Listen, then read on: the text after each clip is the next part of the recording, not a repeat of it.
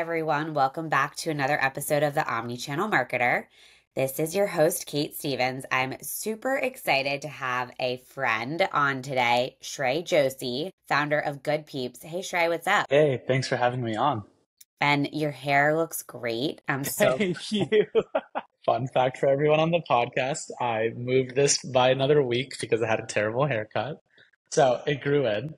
It grew in. Thank goodness. But anyway, Shray, super excited to, really dive into retail media today. Before we get there, can you just give, everyone, round? Yeah, so grew up in San Diego. Parents came from India, so they were like entrepreneurs who launched a bunch of failed businesses and eventually they ended up kind of moving into the restaurant space. So just was always around kind of the CPG world.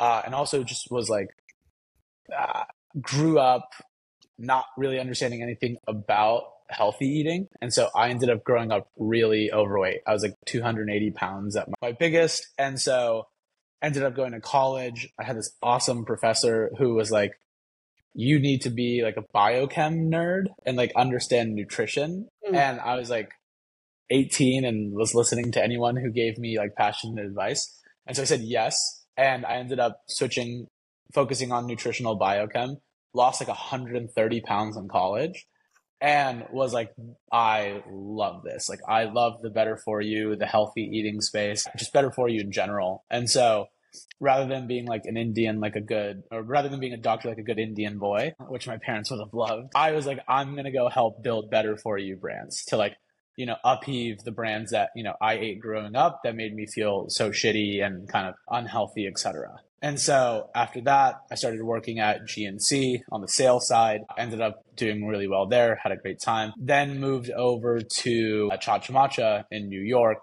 and was their head of digital. So helped launch kind of their RTDs, helped with the website relaunch, and helped on a bunch of other projects. Then moved to being the head of growth at a company called Nugs, this like plant-based chicken nugget. And that brand blew up during that time, and it was awesome. And then ended up moving to being the head of growth and digital at a company called Health Aid Kombucha, where I was there for a couple of years. And we did a bunch of fun things, ended up growing e-com like crazy. Amazon grew like crazy. E-retail grew. We ended up doing a rebrand. We launched a bunch of new product lines, like kind of everything under the sun. Health Aid got acquired. I then started a company called Good Peeps. And the whole premise behind it is like, I think like anyone who's been doing CPG long enough ends up realizing it's not the product that you're working on. It's really the people you're building the business with that matters. Because you've seen like worse products do way better than the fantastic products doing just okay. And so we have like an NAP. It's like a no assholes policy. And so the whole premise is we work with people that one, have the same passion for building better for you. Two, tend to just be more low ego and just, want to win. And three, like get marketing. We just want to work with people that get it. I don't want to have to tell you guys why running, paid ads and influencer marketing and content and collabs is important. Like we don't work with those types of brands. And so, we originally started the business off as being really heavy on the like D2C and paid media side. But what we've seen for the last, 12 to 18 months here is like D2C doesn't work for the overwhelming majority of CPG businesses unless your supplements and then the LTV is insane and you're shipping powder across the United States and it works. And at the same time, all these retail marketing channels have actually become great platforms from like an advertising basis because they've leaned into their one party data. And so they've now built really awesome ad tech, right? Like Instacart ended up hiring a bunch of people from Amazon and Instacart's ad platform has now gone awesome. Walmart has now started to hire a bunch of people from Instacart. And so like their platform's becoming awesome.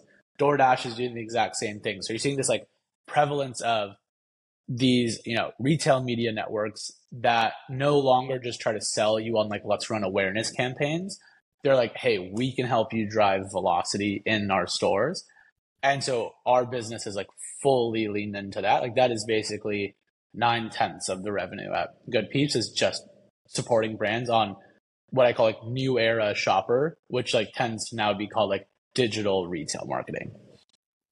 Digital retail marketing. So Yeah. is that the approach to marketing is called digital retail marketer, or are you finding that that's a title of the individual that you're working with?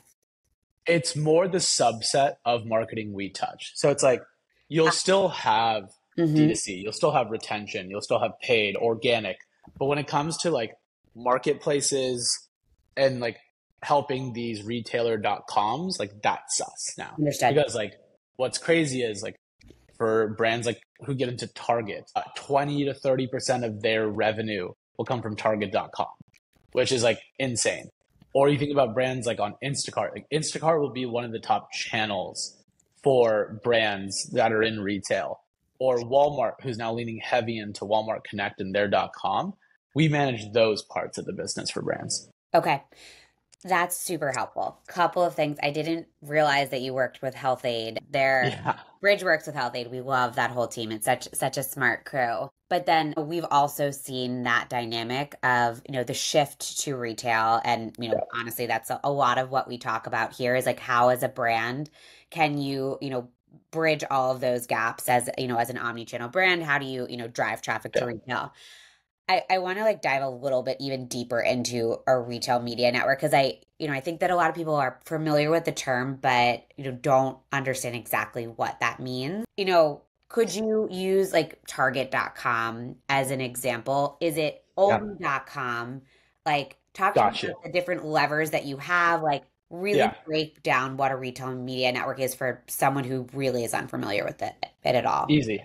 This was my job. I could talk about this all day. First, what are the different types of retail media networks? And then we'll use one as an example of how you actually drive impact on it. So I kind of break it out into three buckets. One is what I called third-party marketplaces. Instacart is a kind of a mixture of everything, where Instacart will go and you'll go and buy something on Instacart, and that'll get fulfilled by a retailer. And so they're kind of acting as a marketplace in a way where they're basically the middleman between the consumer and the retailer. So that's like option one. Two is like you get like true marketplaces like GoPuff, Thrive Market, like those channels where, hey, you're shipping your product straight to those guys or to their warehouses and it's getting fulfilled. Three would be what I call the retailer.com. That is like tried and true Target.com, Walmart.com, Kroger.com, Albertsons.com, BristolFarms.com, those different channels. And then lastly, from a retail media network perspective, is what people don't really talk about, which is like the underlying technology that actually services all these different platforms. And so for companies like Instacart or Walmart, they've built out their own retail media networks. So like I go and buy ads on Instacart and I will then show up as a sponsored product on Instacart. Whereas if you're someone like Target up until recently, they actually use these tools called Criteo and Citrus to do the media buying. And it made sense, right? Hey, we're Target. We have a retail business. We don't want to go and spend a bunch of time figuring out how to build an ad product. Hey, Criteo, hey, Citrus, you do ad products for a bunch of other companies. You go and power that. And so we would have to then go and buy ads through those platforms. So like back in the day, Citrus used to power Target, used to power GoPuff, Drizzly, like all these different backgrounds where if you went on drizzly.com or you went on target.com and you searched up chips and like wild chips showed up, that ad was actually being delivered through Citrus into Target's backend. For us on our side, when you talk about how do you affect a retailer, like let's use Target, for example, because they have the coolest network of all times, it's like three buckets. Again, you'll see that I do everything in threes. One is like tried and true Target.com advertising. So what Target will have are things like sponsored search, which is huge for all of our brands. You'll see that Target will do their version of coupons, circle coupons. You'll see that Target will also have display, homepage integrations, this difference, email, the whole thing. It's like everything that has to do with Target's direct network. That's, option one. That's where we have our brands spend 80% of their focus when it comes to kind of impacting that channel. Two would then be driving off platform to Target. So running paid ads on D2C, geo-targeting those ads, driving them to target.com straight up. So that one, it just builds the association. And two, for those high intent consumers who might do that and buy through target.com, great. But really the reason that we're doing that is just drive the brand association to the retailer. And then three is just influencer content, right? Like we have a lot of really awesome partners that we work with where so much of discovery in retail is happening through content that's being produced on these short form platforms. And so what we do is that we partner with a couple of different influencer agencies where it's like, hey, if you're, I keep using wild chips because I had them for breakfast, which is a weird thing to do, but judge me. But it's like for wild chips, for example, if it's like, hey guys, we just got into Target, we'll go work with like 50 to 100 influencers, having them going into Target and making content of like hauls in Target, finds in Target, etc. And then we'll start whitelisting that content on the paid side as well. But like that's how we kind of affect these .coms directly. And then you'll have these like third parties like Instacart and DoorDash who fulfill through the retailers, which is also then considered additional velocity. It's like you'll see that like brands, their revenue wise, anywhere from like, and it depends on the retailer. So that's why there's this huge range. Anywhere from like 5 to 35% of the revenue per retailer comes from retail, like digital retail marketing. It's crazy. And digital retail marketing, would that encompass just that direct spend through the platform or also the D2C? It's total bucket. Digital retail, I would consider like all of the channels that I said, that was like retailer.com, Instacart, DoorDash, GoPuff, all of those guys. Like Yep. it's such a sneakily huge part of every CPG business's revenue. And it's like never talked about. Is there anyone that's doing something? Can you attribute that sale back to the brand, like through .com?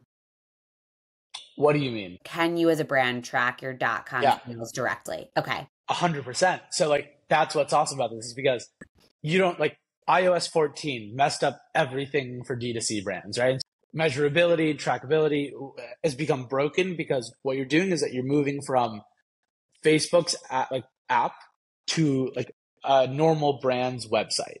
And so that middle ground is where the disconnect happens. Whereas with retail media, if I go run an ad using Instacart, it's Instacart's platform, and someone's buying on Instacart, so it's on the same platform, we get the best data for those .coms because it's all 1P data. You're not going to different websites to go and end up buying. And when you're doing like Criteo and Citrus, since it's plugged into the back end, those data networks talk to one another. So like if I go spend $1,000 or $100,000, I get a very no nonsense, no bullshit ROAS number. Like it is very much a CAC to LTV to new to brand game on those platforms. And the data there is like amongst the most accurate that you can ever find because the .com owns the whole customer journey. Cool. That's really interesting. So for that like spend, when you're thinking about CAC to LTV, how do you advise brands to think about that? Like what would be a good outcome? Like how do you think about success and like tying that to numbers? And there's like sell through and there's also just momentum and there's like all the things. Like how do you break that down? So we treat it really different than how D2C brands used to, because D2C brands had to be all cash flow, what's their float, all this other stuff. Whereas with retail, it is purely what velocity are you guys trying to get to? Like, hey, we do this with all of our brands. We literally have an intake form where they come to us and we get all of their different products by retailers. So I could see every unit velocity by product by retail, what their current velocities are and what their like target velocities are. And based off of like me understanding what customer acquisition cost might look like on each of these platforms, I can reverse engineer a budget like literally based off of that. And so what I always recommend to our brands is like, it just depends, right? Like if you're like well capitalized and have crazy, cash in the bank, like we can be super aggressive on acquisition, right? We can be break even on order one. And we know that since the consumer that comes in and buys through these digital retail platforms are average household income that's a little bit higher average repurchase rates. And like all these retailer media networks have this beautiful thing called the buy it again box. So LTV is way higher than the average retail shopper. That like, I'm okay with us being break even and building the profitability off of it from there. Whereas we have other brands that are smaller that are like, we just need to be profitable right away so that we can use that to go fund other parts of the business. So it just depends. It's like the same way that like D2C or Amazon works for other companies is like, I think how aggressive you want to be has to do with your liquidity, honestly. Are there types of products that do better for retail media network versus like versus like more of that in-store purchase? Great question. Consumable goods do great. Like frequency consumable goods, food, beverage, supplements, alcohol, like the things that people are buying repeatedly. Whereas like if you're something like a pan, like Mm. that is a product that is bought once, people want to touch it and feel it and see it. Like those don't tend to overperform as a category. And like categories that really do well also are anything where you would consider them pantry staples and essentials. So it doesn't necessarily need to be that you are like what you're Ben and Jerry's is a perfect example of this, where it's crazy to say this, but like for a lot of households in the US, that is a pantry essential. And so by being a pantry essential adjacent brand to those types of huge categories, you see insane volume. Chips, water, Hmm. alcohol, candy, toilet paper, bath towels, like all the things that you would buy in a high frequency being in those subcategories. Beverage is huge because like you think about it, like there's two types of audiences, I think, at least for Instacart. Audience number one, or for these retailer platforms. Audience one is like, I literally am going to go buy my groceries and just get them delivered to my house. So it's the things that you buy on a weekly basis that are getting delivered. So the brands that fit that do great. And then there are the other people who are like the, oh shit, I forgot. Or I can't find this at my grocery store next to my house. And I don't want to drive 30 minutes away to this other retailer. So I'll get it, delivered to through Instacart or through target.com, more the novelty items or the specialty items. If you fit one of those two buying behaviors, you can scale like crazy. Like we've seen brands that are doing 7 figures a month just through these retail platforms. It's like crazy how much scale there is to them. So I'm understanding better kind of like the retail media network purchase data. I guess like when you're seeing that data is like how do you see the customer? Is it an anonymized view of that customer? Yeah, exactly. That it's going to be an anonymized view of that customer. Like you don't get down to it's not like Shopify where like I could see like email, Yeah. phone number, address. And that's because I think a lot of these retailer networks really do care about just data privacy, keeping their customers anonymous.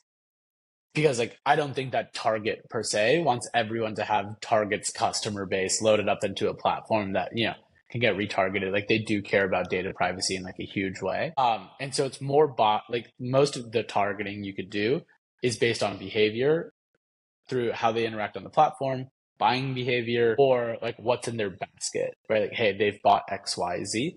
And so they have these certain affinities. This is like back in the day, like Facebook, where people are like, are you into healthy eating? And you're like, I'm into healthy eating. And so you would go and target people who are into healthy eating on Facebook to Mhm. find that subset. That's more in line with how these platforms are built today. And the way that you then go about like buying the media is not based off of, it's a mix of affinity, but a lot of the times it's just keyword based. And so like you can go and get keywords based off of like what the tools recommend. What we do for a lot of our brands is like we'll take top performing Amazon keywords, bring them over into that side. Or what we'll also do is that we'll take top performing Google keywords through Google's keyword planner. And we'll use Google Keyword Planner to then go and actually generate hundreds of keywords to then go and throw into all these different retailer platforms to go and test out. Yeah. Really interesting. And is the reason that you're looking at Amazon and Google keyword is that like there's no keyword searchability in these platforms yet because they're still pretty nascent? It's more like even with Amazon, right? I think a lot of companies use third party tools to discover new keywords to go and try to even bid on. Because just at scale, like all these algorithms will just tend to favor a couple of keywords, right? Like Mhm. most big companies are built on 20, 30, 40 keywords. And so your job is just to go and find what are those other adjacencies. And so a lot of these other platforms are a lot more early in terms of like that discoverability of like, what do they think that it is? Like, I think Walmart has an amazing keyword recommendation tool that they just built out. But for the other platforms, you're either more working directly with the reps at the actual, kind of .coms to get those, or you're like going and finding them yourselves and testing them out based off of like what you think will do well. Cool. So that retail media network is like 5 to 35% of a brand's like velocity Yeah. through a channel. The other tools that you have to affect like that in-store retail influencer, what else? Yeah. Honestly, we use you guys a bunch for all of our brands, and that's been unreal to go and get like 1P data as well as like go and drive people into the doors and like participate in giveaways or coupons or whatever have it be. We use other partners like Aisle is something that we love to use. That's been an awesome product for a lot of our brands. And most of the time that's us going and spending a bunch of money on Facebook to then go drive to those pages to then go drive the acquisition. We also end up working a lot with like something that we've seen do really well is this like SMS flow, which is basically a lot of brands do demo and sampling and events wrong because they actually are trying to use that point as like the main point of conversion. Whereas what we've started to do is like we've grown brands SMS lists by like 100,000, like pacing wise, by like 100,000 to be able just through demos and sampling, where it's like you like the product, sign up for our SMS, and like that channel we then use to go and do all the sequence marketing. Then we could then go ship them to a landing page that gives them an offer, and they've now built a way deeper connection with our brand, and we're able to drive like high intent consumers into specific retailers because they tried the product at a health and wellness event or at a Tough Mudder or at something to that effect. But I'm seeing that those are like the most cost effective with the most scale solutions that we're seeing today. Interesting. So you collect the SMS, like just make it a sign up as opposed to here's an offer right now. Because it's like it's Exactly. interesting. That makes a ton of sense to me. Cool. That's really helpful. And then like holistically stepping back, like what can you do for a brand to kind of tie all these things together? Like what exists today? And then I'm also curious, like what doesn't exist because I'm really interested in, tying all of these pieces together. If someone solves this, they'll be a billionaire. And there's two things. One is media attribution, right? Like that I think has always been the biggest gold star of like, okay, I think that a lot of talented marketers got really good at understanding the relationship between Facebook and Amazon. That got really easy to kind of determine at a certain point. But since retail is so broken in terms of how they all speak to one another, because there's hundreds of retailers, there's hundreds of doors, there's so many different platforms to go about driving impact per channel, threading the needles across all the different networks is, I think, the hardest thing for retail marketing today is like, since so much of retail marketing is conversion oriented anyways, it's fine because you're actually just looking at last point of purchase. But as brands start to move up into display, into shoppable display, into OTT, CTV, if you were able to say like, if you spent $1,000 on Amazon's OTT and it flowed into the different retailers and their different .coms like derivatives, that would be the biggest thing that like people are seeing the most like breakage and like struggle in right now. Cool. That's super helpful. Topical focus, something that you feel boldly or passionately about. Brands, founders specifically, should stop trying to copy Olipop and Poppy and the brands that were built like 5 years ago or 4 years ago, like pre-COVID brands. Another thing that I feel passionately about is founders should stop listening to half of their founder friends about why their business is doing well, because half the time it's actually not the reason why they're doing well. And the other half the time it's a lie. And so you're seeing like a lot of this, like, well, my friend did this. And so you see a lot of founders who are like this early stage of like blind leading the blind are trying to just like copy each other. And so what you're seeing is that like everyone just sort of executes on the same marketing trends every like 3 months versus like trying to build like a sustainable brand. And like the last thing is like, if you're a CPG business and you're not focusing on organic influencer partnerships, collabs, to go and drive the awareness and buzz, and then having the best brokers, in-store merchandisers, promotional strategies, and the digital retail to support it, like what are you doing? Because like those are really the two levers today that I see grow brands fast as well as sustainably and for the long term. So I would say those are like my two big things. Awesome. Super, super helpful. Okay, lightning round. Let's Favorite do it. omni-channel brand? Chomps. I think that they're the goats of omnichannel. They're excellent. What do you Yeah. wish you could change about our industry? This is a hot take. I'm totally going to get hate for this. There's a lot of thought leadership from individuals who have yet to execute their ideas. It oftentimes wastes a lot of founders and operators' times because they present themselves as someone who's knowledgeable, but have yet to be tested. And so I think that less of that would be really great. And more of the badasses who are executing should be sharing the wins that they have. I would love to know like more specifically what you're talking about, but we could do that off favorite podcast. My most listened to right now is My First Million. I think those two dudes have fully hooked me into that world forever. Like I think that they have the best topics, some of the best guests. I love that pod. Favorite newsletter? This is terrible that I don't know the name of it because he's been my best friend since we were both 14. But Nick Sharma's newsletter. That newsletter is the fucking I think best. it's just called Nick Sharma's newsletter. Yeah. There we go. We'll take it. But yeah. Favorite social media channel? TikTok. It eats up all of my time, but also gives me all of my ideas.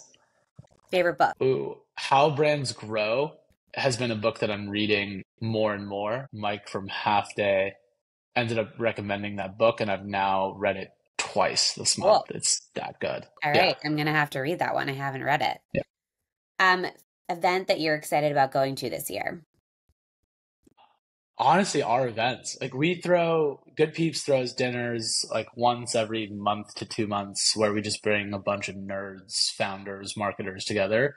We just did one yesterday. And honestly, like I think when you throw your own events, you have the most fun. Yeah. And we've done a great job of bringing like a bunch of nerds together and just having a great time. So I'm excited to continue to grow those out. And then obviously Expo West. Like we love that. And where can people connect with you, Shray? Instagram. I don't really have if you go to our website, which I made like a year ago in like 10 minutes on a train ride, it has like a form that people can go and kind of submit there. But honestly, like best channels for me is like, honestly, LinkedIn. I think that's the best one. Cool. Awesome. Shray, really learned a lot today. Thank you so much for your time. Thank you. Amazing. And thank you. And you guys are killing it. So just keep doing the great work. Like all of our brands love working with you guys, and you've been building out the team in such an awesome way. So like congrats on all the success. Thank you, Shray. I really appreciate that. If you liked this podcast, follow me and the Bridge page on LinkedIn and Twitter for hot takes and tactical advice. If you really loved today's episode, we'd love a review on the podcasting platform of your choice, Apple Podcasts or Spotify. Thanks for listening.